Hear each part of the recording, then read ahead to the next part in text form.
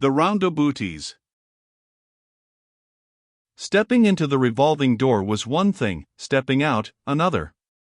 It whirled and spun so rapidly that poor Trot grew giddy and breathless, and when she did manage to escape she fell headlong. The Scarecrow and Benny, not being real persons, did not suffer from giddiness, but they too lost their balance when they stepped out and lay face down in the sawdust that covered the floor of the roundhouse.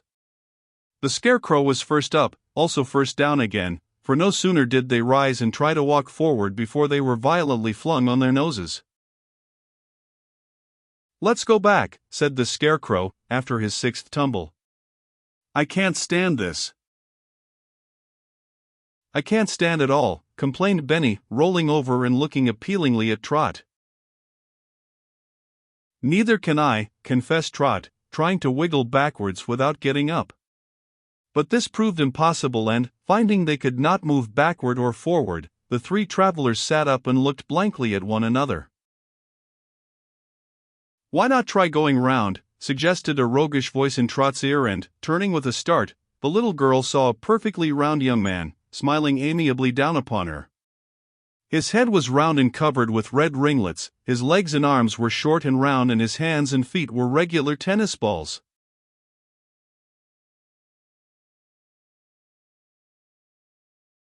"See," cried the little man, bouncing easily to one side, "we go round in rings here." "Won't you join our family circle?" he invited pleasantly. For the first time Trot became aware of a great clamor and confusion in the roundhouse. A big ring of roundabouties was revolving merrily, 20 yards off. Inside that, she could see still another circle moving in the opposite direction.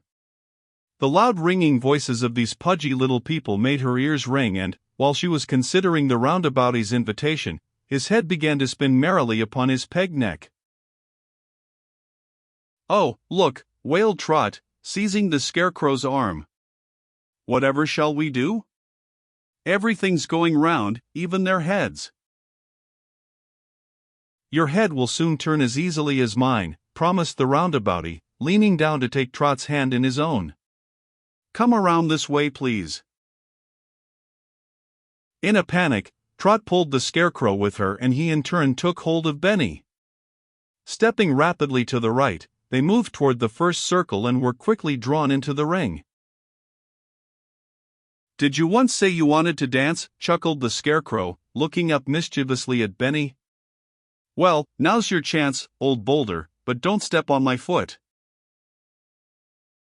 And dance they certainly did, round and round and round, till Trot really began to suspect that her head was turning too. "Don't you ever stop," panted the little girl, raising her voice above the shouts and yells of the roundabouties, who seemed to be enjoying themselves tremendously. "Nope." Puffing out his cheeks, the little roundaboutie beamed upon Trot. "We never stop, we just keep on going round together. Isn't it fun?" Trot shook her head violently and tried to break out of the circle, but the little fellows would not let go. After circling so many more times that she lost all count, a bell clanged out from the center of the ring. Immediately Trot and her friends were thrust into the second circle, which began revolving in the opposite direction. The second circle was a singing circle, and as each roundaboutie was singing a different song you can imagine the awful discords. Trot groaned and would have put her fingers in her ears, but her hands were held so tightly that this was impossible. After discovering that there were 2 more circles and a merry-go-round in the exact center, Trot closed her eyes and skipped dizzily on. "If anyone ever asks me to play a round game," reflected Trot grimly, I'll hit them, yes, I will." Benny and the Scarecrow did not mind so much, but even they grew tired of the continuous turning and the spinning heads of their strange comrades. "We're close to the center," called the Scarecrow, as they were pushed into the third circle. "Maybe when we reach the middle, something will happen. I wouldn't mind riding on the merry-go-round." "Well," rasped the Stone Man, skipping stiffly as he spoke, "I've never ridden on a merry-go-round yet, but if riding on one is part of being alive, I suppose I shall have to try it." Whoops! Whoops! Of course you will. Wait till our ringleader sees you, chortled the roundaboutie next to him. Trot opened her eyes as they were propelled into the last circle. At any other time she might have enjoyed a merry-go-round ride, but as she went skipping giddily around the really splendid carousel in the center of the roundhouse, she wished herself safely outside or in any place where she could be still and quiet. When the bell sounded, the merry-go-round stopped. The roundabouties who had been on it sidled off and the roundabouties in Trot's circle climbed on. Pushed upward by two of the merry little men, Trot found herself seated on a zebra before she could say a word. The Scarecrow was already mounted on a tiger. It looked so much like the hungry tiger of Oz it made him quite homesick. Benny, after several unsuccessful attempts to mount a wooden elephant, stood stiffly beside Trot's zebra. The merry-go-round was so immense that the round-and-round motion grew less and less noticeable, and presently Trot, becoming less dizzy, began to be more interested in her surroundings. In the hollow center of the merry-go-round stood a large round table, and seated about was a whole company of roundabouties. One had merry-go-round rings in both ears and one through his nose. He held a large silver bell, and Trot immediately decided that he must be the ringleader of the riotous band. His head turned more slowly than the heads of his subjects, and as Trot passed, he smiled at her pleasantly. Beside the round table, a round tower rose from the floor to the ceiling of the roundhouse. Trot glanced at it curiously each time she went by and finally made out a round door with a black ring in the center at the bottom of the tower. She had just made this interesting discovery when the ringleader rang his bell. Taking Benny's hand and motioning for the Scarecrow to follow, Trot jumped off on the inside of the merry-go-round and politely approached the ringleader.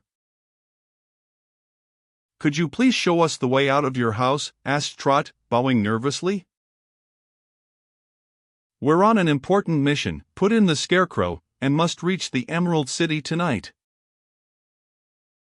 "Your mission from now on is to make me laugh," roared the ringleader, holding his head still with both hands so he could better observe the Scarecrow. "Ha, ha! You're enough to make a kookaroo laugh." "I don't care a cat's whisker for your opinion," exclaimed the Scarecrow indignantly, as all the other roundabouties began to roar with their little round ruler. "Shall I hit somebody?" asked Benny, stepping close to the round table and bringing his fist down with a thump that shook the house. "Ring the bell! Ring the bell!" cried the roundaboutie next to the ringleader. "Keep 'em going round, that's the way to keep them round here." As the leader lifted his arm to ring the silver bell, Trot broke away and, being careful to run sideways, rushed toward the door in the round tower. Seizing the ring, she jerked it open and plunged up the spiral stairway curling aloft. Almost instantly there was a thump behind her, and turning about, she saw that Benny and the Scarecrow were right at her heels. Round and round, up and up, tore Trot, not daring to look back and growing more breathless at every step. She could hear the screams and shouts of the roundabouties down below and the thud of their rubber soles on the stair. Frightened as she was and determined though she was to escape, at the 110th step Trot's breath failed her. Sinking down, she covered her face with her hands and waited for the mischievous little men to seize her. Instead, two hard arms caught her up, and Benny, who never grew tired nor lost his breath, pounded round and up to the very top of the flight. Butting a trapdoor in the center of the tower open with his head, he ran up the last 3 steps of the spiral stairway, leaned down, dragged the Scarecrow through the opening, then slammed down the trapdoor and sat on it just as the first roundaboutie reached the top. "That," declared the Scarecrow solemnly, "was the funniest race I ever was in. And now that we're up here, how shall we get down?" The trapdoor was bumping up and down from the furious thumps of the roundabouties, and even Benny's great weight could not hold it down indefinitely. "We'll have to slide to earth," muttered the Scarecrow, after an earnest glance all around. "Do you think you could stand sliding, my dear?" "I tell you," as Trot looked uncertainly down the curving surface of the huge wooden roof.